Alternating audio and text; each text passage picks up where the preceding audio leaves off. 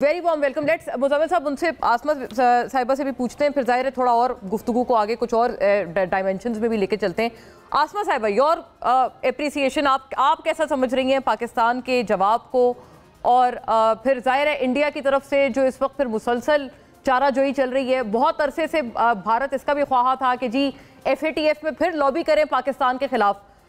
ये बहुत सारी मतलब अप द स्लीव है राइट, भारत के जो कई सारी साजिशें हैं जो पाकिस्तान के खिलाफ वो काफी अरसे दराज से करना चाह रहे हैं। जी जाहिर है मोना, एक तो हिंदुस्तान की तरफ से ये जो अनाउंसमेंट हुआ है, खास करके जो 2023 में इन्होंने एक सिंतास मुआहदे का या इंडस वाटर ट्रीटी को रिवोक करने के लिए, इसको रीनिगोशिएट करने के लिए बात की थी। उस वक्त पाकिस्तान ने इसको बहुत ज़्यादा संजीदा नहीं लिया, फिर उसके बाद भी ये मुस्तकिल कोशिशें होती रही हैं। लेकिन कल जो नेशनल सिक्योरिटी कमेटी का इजलास हुआ और उसके अंदर जो अलामिया आया है, बिलाशुबा इसको पहले बहुत सारी चीज़ों के ऊपर जांचने की ज़रूरत है कि ये अलामिया कितना पावरफुल है और कितना इफेक्टिव है।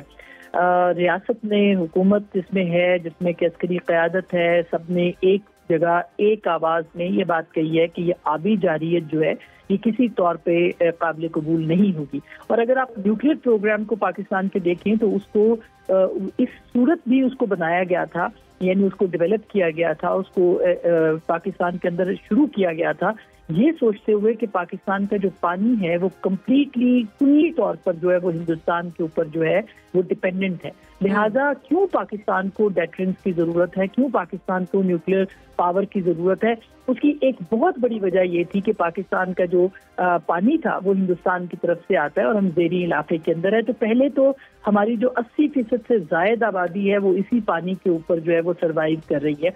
यही हमारी लाइफलाइन है, जिसको कि कल बहुत वाशगाफ लफ्जों में कहा गया कि आबी जारियत का मतलब ये है कि हम इसको अपने दिफा के लिए जाएंगे अगर पानी खत्म हुआ या पानी बंद हुआ या पानी के ऊपर किसी किस्म का हिंदुस्तान में जो है वो हमला करने की, पाकिस्तान के बंद करने की कोशिश की।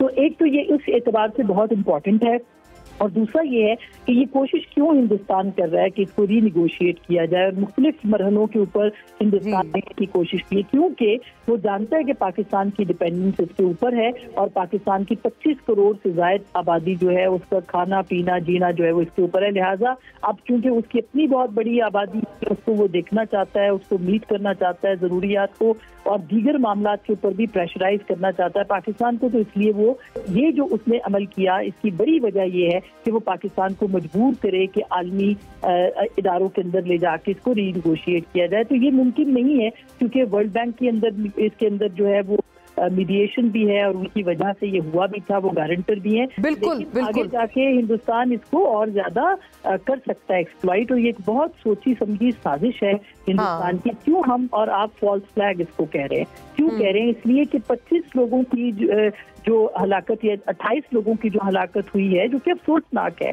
काबिल मजम्मत है। बिल्कुल काबिल मजम्मत है। हमने इब्तिदा ही इस बात से कि you so true in this के, सही बात है, बेगुनाह जानों का ज़िया एक किसी के फॉल्स फ्लैग आना की तस्कीन के लिए।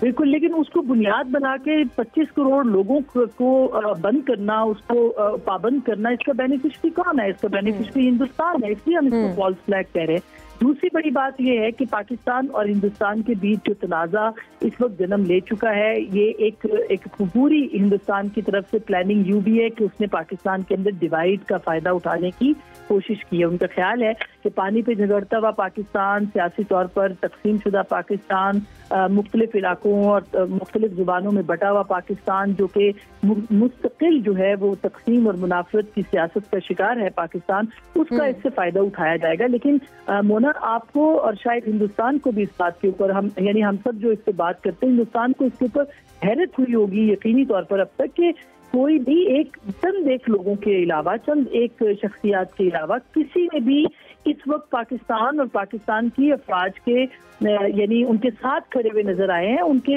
अलग उनसे खड़े हुए नजर नहीं आए। इस पूरे इक़दाम में पूरी नेशन को, पूरी कौम को, और ये मैं कोई यानी दलील की बुनियाद पे बात हम कर रहे हैं, ये कोई नारेबाजी के ऊपर या स्लोगनिज्म या जो हमारा जिंगोइज्म है उसके ऊपर ये हिंदुस्तान का मीडिया कर रहे हैं। मैं हम सब जो बात कर रहे हैं वो ग्राउंड रियलिटीज को देखते हुए कह रहे हैं। अच्छा, एक अच्छी बात आपने आसमा साहब